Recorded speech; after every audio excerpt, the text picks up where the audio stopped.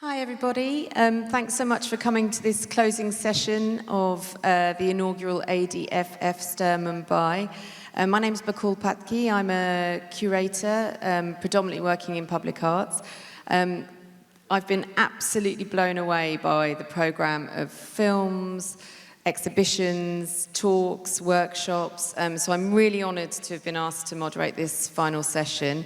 And I'm delighted now to invite filmmaker Hansal Mehta and Amit Gupta, who is the founder of Stir and co-director, co-founder of ADFF Stir Mumbai, to join me to discuss the festival so far.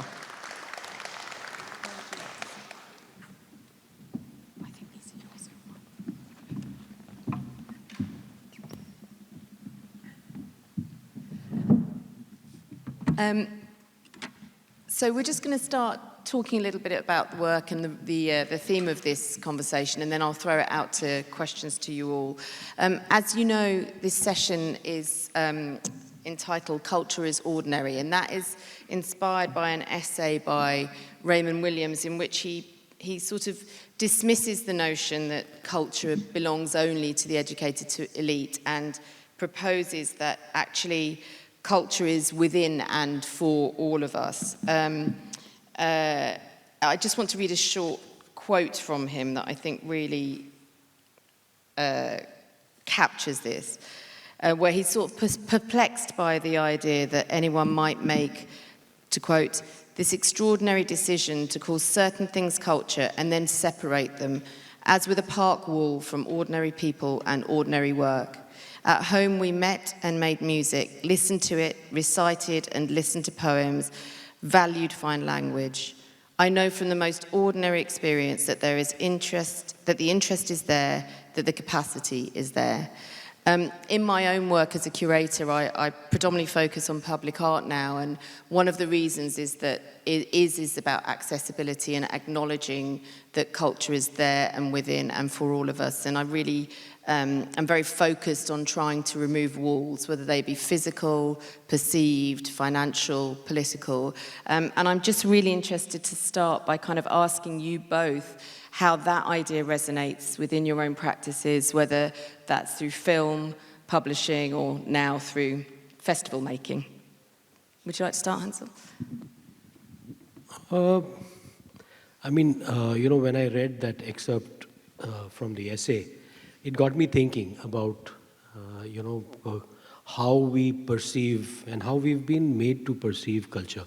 It's become, culture and politics have sort of become intertwined, and our lives have been driven by the, it's almost the lines between politics, religion, polarization and culture have been so blurred now that I think it's through the films I've made, through the films I make, I think I'm trying to understand, I think culture is a very intimate experience.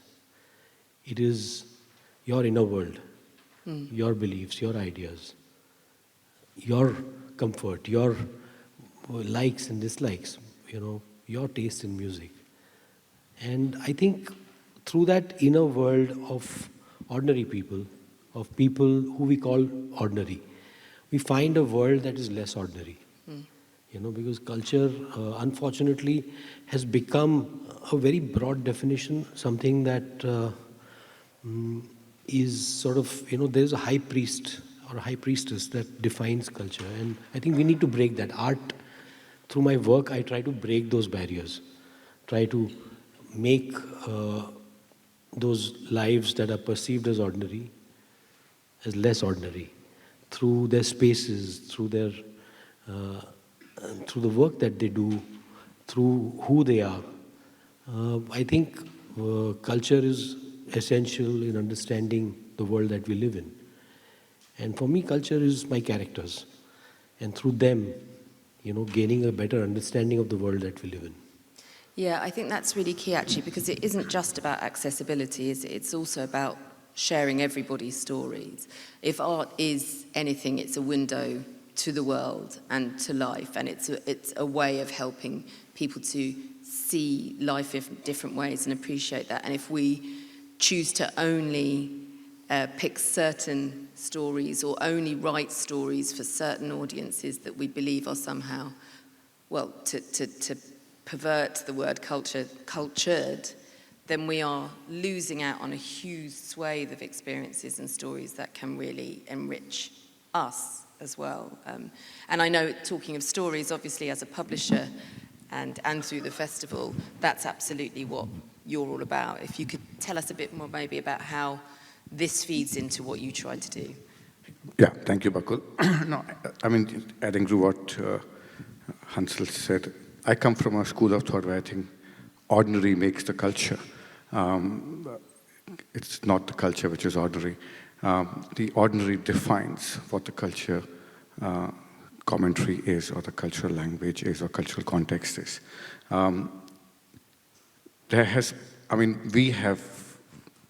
We call the cultural arteries of any city, or any capital, or any first world, or the second world, or third world, or any economy.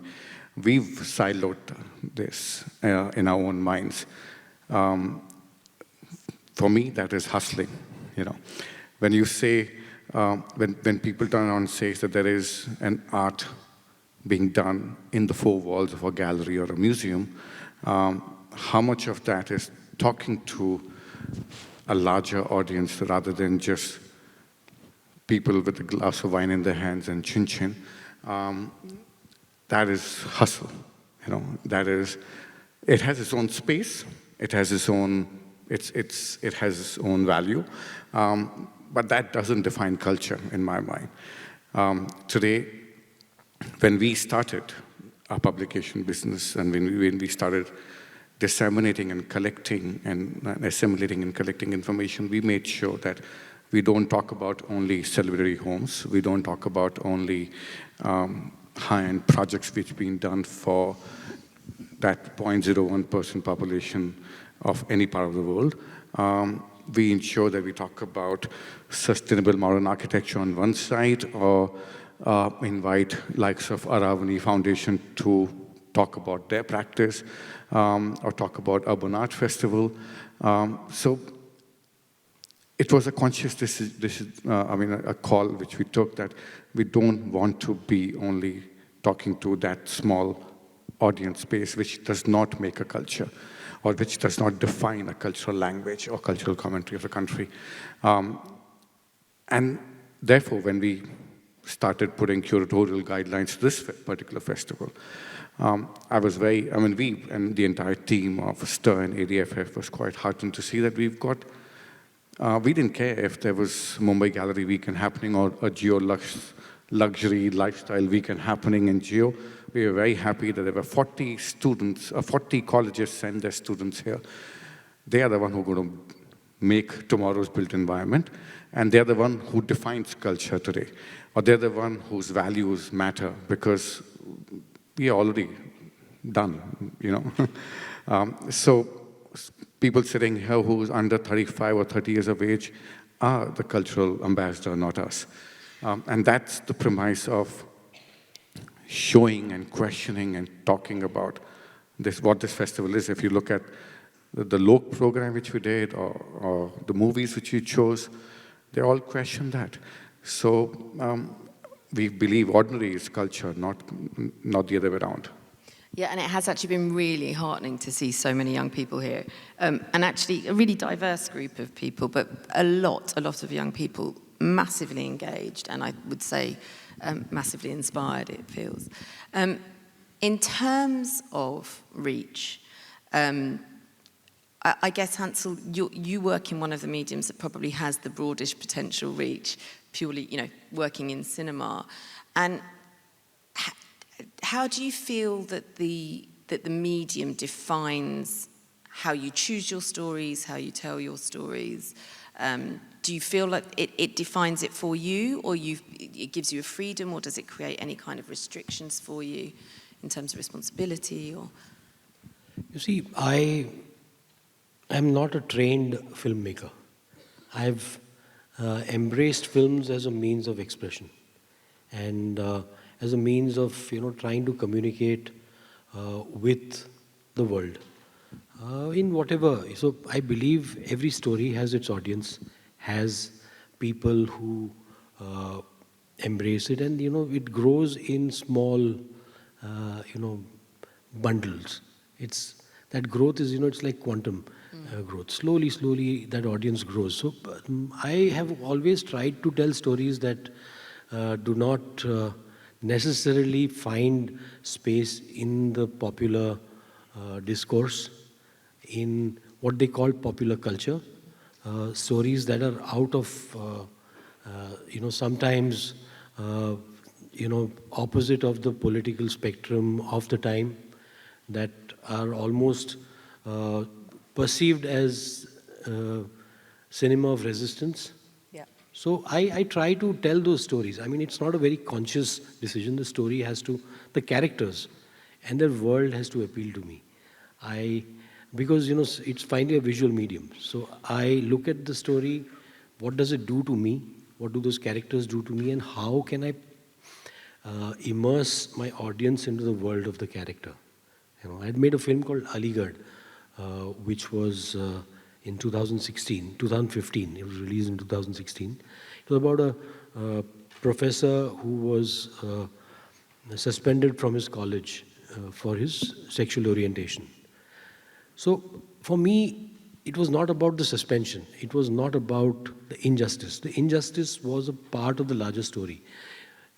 I was trying to discover the person who was suspended. How much do you look at that person? I was trying to discover him, discover what he likes, what kind of a person is he, what's his home like. So I wanted to touch him, feel him, what kind of music does he listen to. So there's a moment in that, which tells you everything about him, where in an old cassette player, he puts on a Lata Mangeshkar song, and for nearly 3.5 minutes, there is no cut. But these are all driven by the quest to discover, to find, and through that, and it's a collective effort. Cinema is so beautiful because you discover new things about your films by showing it to other people. People tell you so much about your films, more than what you are trying to show. You embark on an intimate journey and it becomes a collective journey. We never thought that the film would become the center of the Section 377 debate in India. But it became, because my idea was to tell the story of loneliness. That how that one decision condemned this poet, this professor, this soft man to a life of loneliness, and how obsessed he became with locks. He was living in a city that manufactured locks. So he bought as many locks as possible just to keep his privacy. It was about privacy, about space. And his space just kept getting smaller and smaller, and he just wanted that comfort of having a glass of whiskey and listening to music. So it was that discovery. I'm giving, this is an example of, so there is, in the dissemination of culture, of stories, we ignore the marginalized, people on the so-called fringes of society. And I think in their stories is actually the real culture that we need to embrace. Yeah. And just to react to that, I mean, that's what cinema does, because cinema also influences the culture, and also, as he beautifully said, how it expresses or takes the communication or dialogue forward and involve a community. Architecture does the same. In fact, architecture embraces the audience, where the audience itself is an actor, because anybody who's inhabiting that built environment is an actor. So when you design a space, or you build a space, or you create a community, or you create a city, everybody who is involved as inhabitant or interacting with that space is adding a layer of his or her emotion of being there.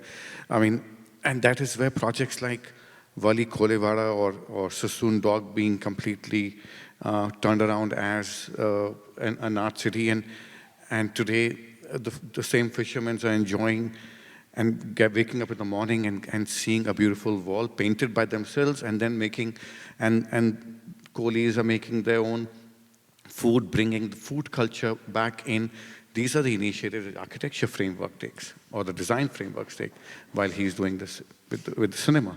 And therefore, the intersection of cinema and architecture is what we were trying to show here as Architecture and Design Film Festival. Yeah, and I think there are really interesting parallels there. And again, in terms of this idea that culture is ordinary, that it is for everybody. I think in fine art, there is a theory that is often debated that an artwork is not complete until someone views it. That it is in the viewer, in that viewing, that the work is complete. And I think what you were saying about the response of the audience and the audience taking it in, what you're saying about the inhabiting of these spaces, much like the work that you have up here, the architect has left the building, which is really all about the people that inhabit these spaces. And I think what's really interesting in these connections is this idea, we spoke about it ever so briefly just now, about creating worlds. That, you use the term the built environment, which is so important, that you are creating worlds. And if you're creating worlds, whose worlds are they? And I think that's very key. And I'm sure that's probably what you feel when you're making your films as well. Yeah, I mean, it is ultimately, the beauty is in creating that world. How do I take you into somebody else's world? Like I'm right now, last nearly 2.5 years, I've been immersed in sort of recreating Mahatma Gandhi's life from the late 1880s until 1915. And it's fascinating, I've been discovering things about the world. And through that, about him, about the person. Just recreating those times, sort of getting into those spaces. And I think that creation of that world is so important. Here's Gandhi. Until 1915, he was somebody who was getting towards a life less ordinary. He was not yet ready to become. He was coming of age almost. So similarly, there are parallels. Gandhi and I made a film called Shahid many years ago. Now, nobody wanted to make a film about a Muslim protagonist. And more a Muslim protagonist who was a human rights defender. Defender of the defenseless. Now these are important things that he was doing. But for me, it was, getting a peek into his world, seeing where he lived. Because you don't look at those places. There's something called Taximan's Colony in Kurla. Now those spaces, and I insisted that we go into Taximan's Colony and shoot. We literally went to people's homes and begged that could we shoot in their homes. Because I wanted people to literally feel like they were in his home, that they were in his world, that they felt that the life that he was living. We shot in Govandi. We found a house in Govandi. There was no space to shoot. But I think the important thing is that you should not have that space to shoot. I always tell my production designers that, if you make something, make it to scale. Don't make it large. Because I have to feel the claustrophobia of the character. If the character is ostentatious, I have to feel that. It should not be exaggerated. And that is one of the things that, our perception of space is so important. When somebody says, when they watch a film, film is finally an illusion. When somebody watches a film and says it's very realistic, we've succeeded in creating that illusion of reality for them. Yeah, and taking them into that and world. Taking them into entirely. that world. And when they say it's larger than life, it's because you have taken a real world and exaggerated it with everything, with the costumes, with the world that you've created, with those unbelievable, living rooms, unbelievable chandeliers. You wonder where they exist. So yes, and I'm nothing against that kind of fantasy. It's important very often to escape into that fantasy, to leave behind the life, the drudgery that we go through in everyday lives. But at the same time, it's important to hold a mirror. Yeah. And I try to do that. And at the core of it all is, of course, the human story. The human condition, the human story. The condition, yes. The human experience. And just coming back a bit to the films, some of the films we saw during the festival and the stories we were hearing there about the humans. What was interesting to me was really how so many of the films weren't really about architecture. They were about the architects or the artists or the communities, the communes, the collectives. Is there anything that you, when you were programming this, were surprised about? And also in terms of this idea of culture is ordinary, how so many of these stories have similar threads that make you realize perhaps we aren't all that different? Yeah, no, this is the first time we were putting this festival together, and with help of Kyle from ADFF New York. And to choose films and the kind of 22 movies we're going to show was not an easy task. He looks at 300 films a day or in a year, and to choose 22 films out of that was not easy, and especially when we're putting together a first edition. But we made it a point to make sure that our films are fairly diverse. They pick up a much larger, segment of, or much larger subject, varieties of subject.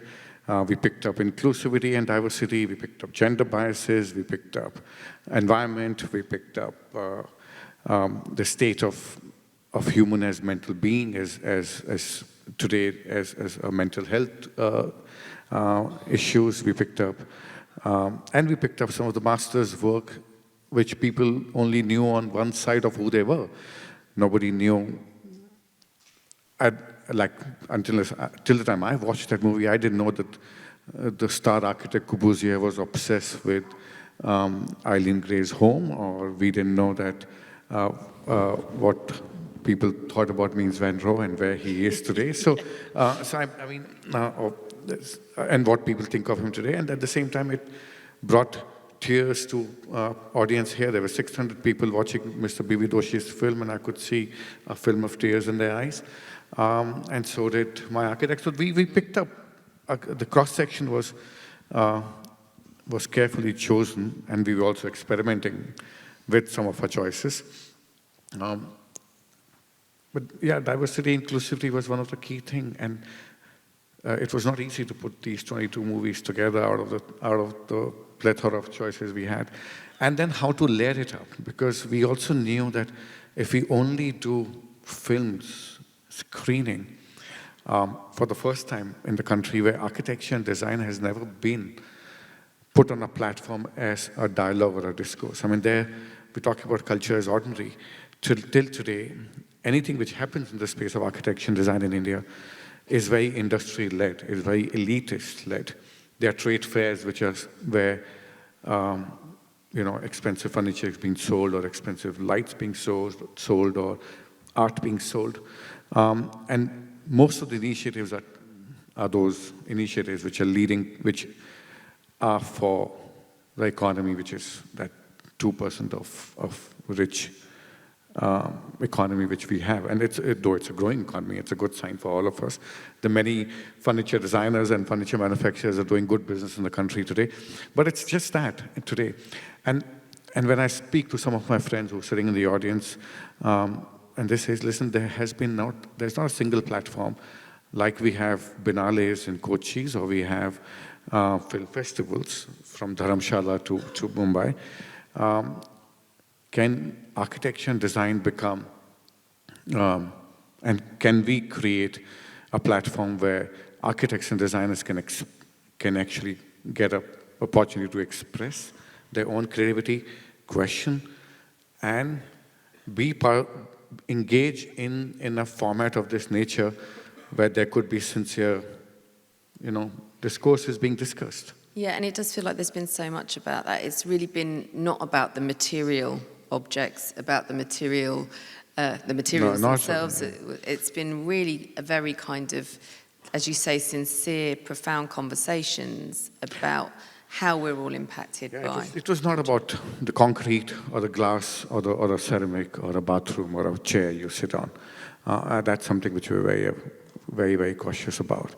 It was about, even the pavilions which you see outside, they got evolved from a curatorial thought called frame of reference.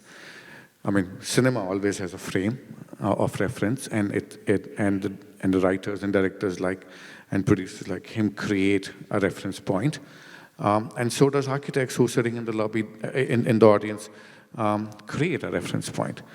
So there is a huge connect between both architecture and cinema.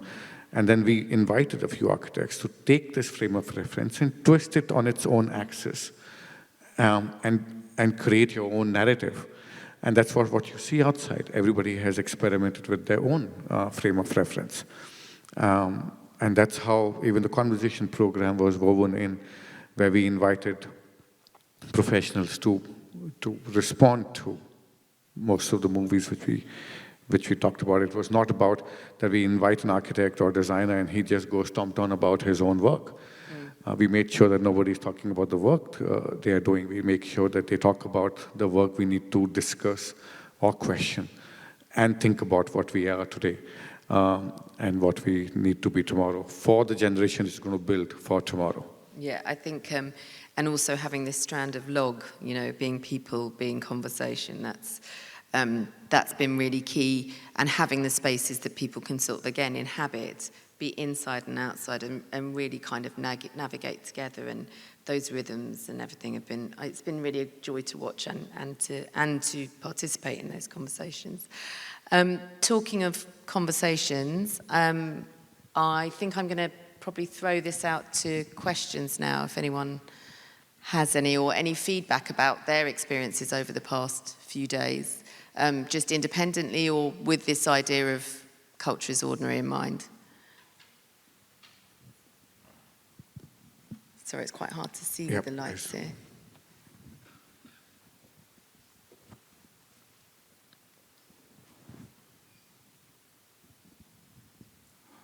Hi, Amit. Thank you very much for bringing this festival to Mumbai. Thank you. And being a photographer and filmmaker, I think I'm so happy to have seen this in my lifetime. I was telling Samta the other day that, I didn't think that I would see a festival like this in my city in the near future, but brilliant. And I also liked what was happening right now. But I have a different take on what was mentioned on the stage right now. That culture is ordinary, I agree. We all should agree that culture is what happens with the common people and how we agree to accept some of these things. But I believe there are three orbits here. We have the orbit of the ordinary culture, which we call as popular culture, where Bollywood rules and traditions and customs come into play. We have the second, which is the art movement culture, where people have come up a little and they have a separate world, they have a separate sphere, a separate orbit. And then we have the elitist orbit. Just to give a simple example, the gates of NCPA won't open to popular culture. People come here elitist or art movement related. So when we have these differences already existing in our world today, how do you think we can, break the barriers? I know that there is a touch point of the orbits when it comes to a Kalagoda festival, for example, but that's one, or at best we can give two examples. Now, when do we have many examples of culture coming out onto the streets where people have never seen this before, experience a different world, and then they go back to follow the orbits they want to follow? Thank you. I mean, you've expressed a wish list. We are constantly in search for ways to show. So, there's a small movement called the Chalchitra Foundation. So they keep sending me tweets saying that, we showed Shahid to 50 children in Robertsganj, 25 children somewhere in Chittor, So they have been doing it primarily in MP and UP. And that's why we made the film. That those people, the film reaches them. Unfortunately, what reaches the people there is what we call the larger popular culture, the mainstream. That reaches them. And it is a constant battle that, at least let them taste it. Why should cinema, which is made about ordinary lives, about the world, which is alternative, not be accessible? Why should they have no access to it? Why is that termed as elitist? I think it is about breaking those barriers and finding spaces to disseminate. Like you said, Kalagoda Arts Festival, it's good, but I think we need to go much wider. We need far more spaces, and I have been very opposed to this entire thing of showing the multiplexes, 1,000 rupees, 1,500 rupees for tickets. You've already made it elitist. The experience, and it's a limited experience. How many people can afford that?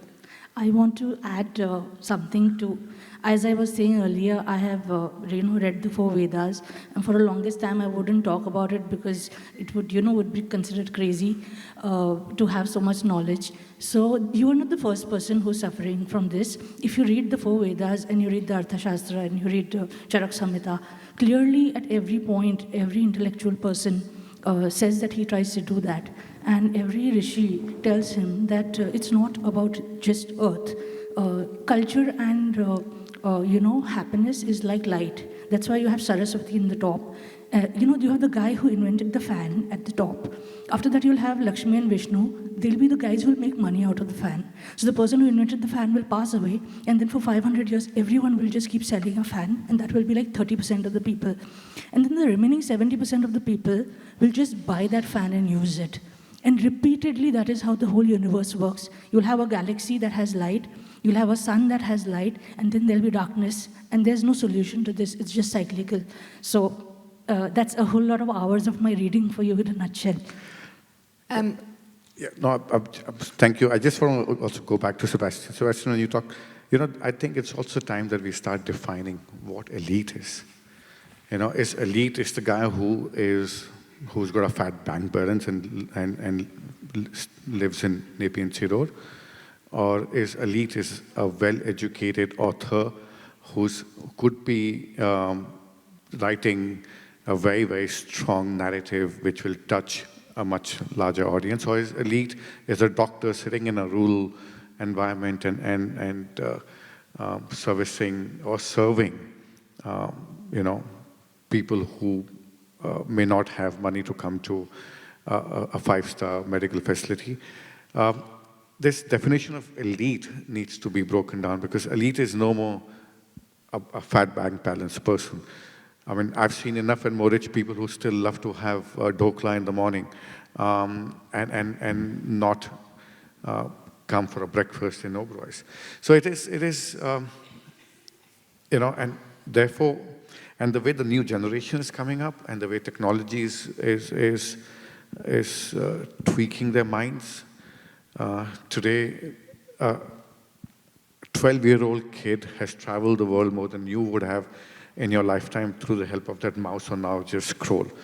So I think the whole definition of elitism and elitist is in question today. I have something to add to that. I don't know how it will sound, but elitism has become a perception.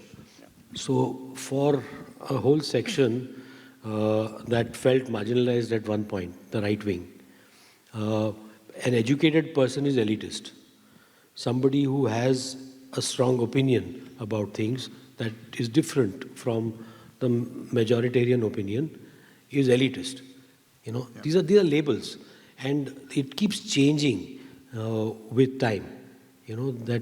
So I keep hearing that, oh, you are elitist, because you tell these stories, and because you tell stories that have become increasingly marginalized in the past 10 to 15 years. Are you elitist, or are you actually pro-people?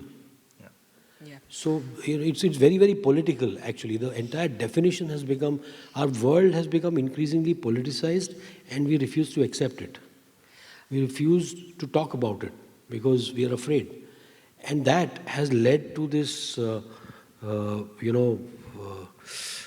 this terrible tug of war between culture and its dissemination. Yeah. A propaganda film is seen as a mass movement. It's not. Or maybe it is, but it's not everything. It is not culture.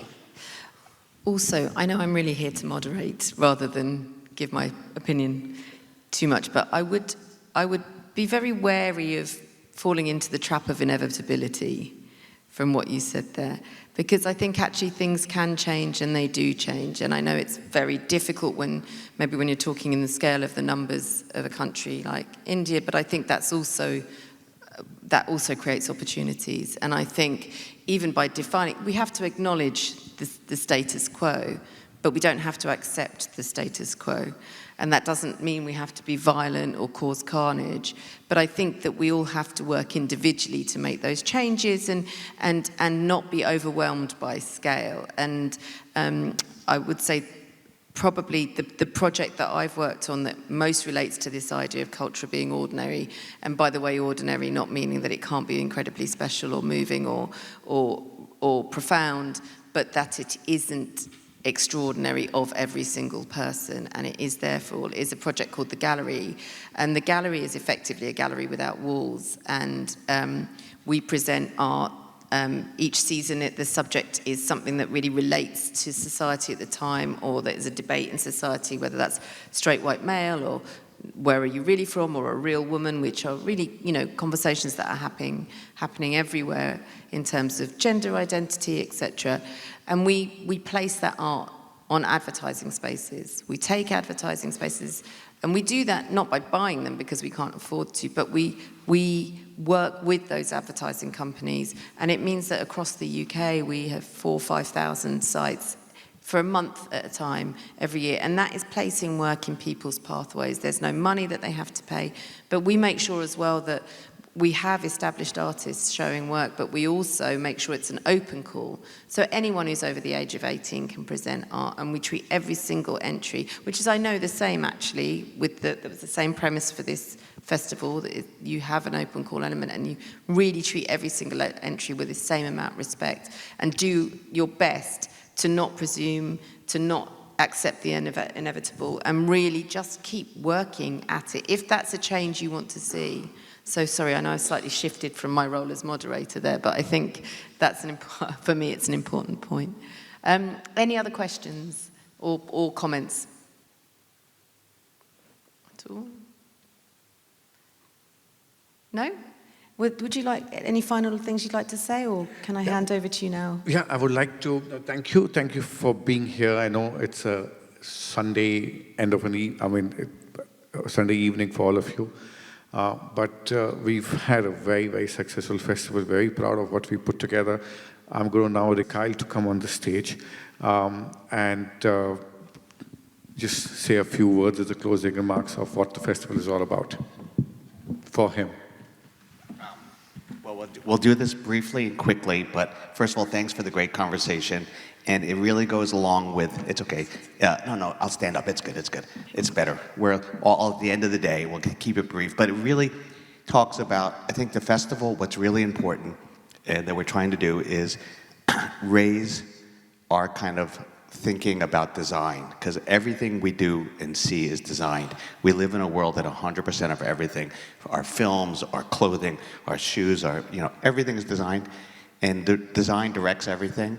And I think the goal, and I hope what we all can take away from these couple days of seeing films, is to think about the power we have as designers, or the power we have as everyone using design to make the world a better place. And hopefully the films are engaging, and the conversations are engaging, and the pavilions are engaging, to make us all think about how do we make the world a better place. And as designers and filmmakers, we have an opportunity to influence and hopefully make things better, and brings culture and humanity and people together.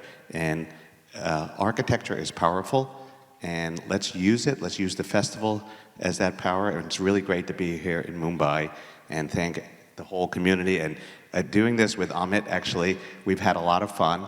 It's kind of scary to do something for the first time in a new city. And the thing is, we just jumped in and did it. Everything was against us in certain ways towards the end, and the last minute, Amit just kept saying, let's do it, and let's do it, and let's do it. And he was totally 100% right. And so let's give Amit and Stir a big round of applause. Stand up, Amit. And I also want to say, we're going to keep it brief because it's a long day. We're going to be back next year here in some place in South Asia, in hopefully Mumbai and elsewhere. And because we've had a really great success, the energy throughout the festival has been tremendous.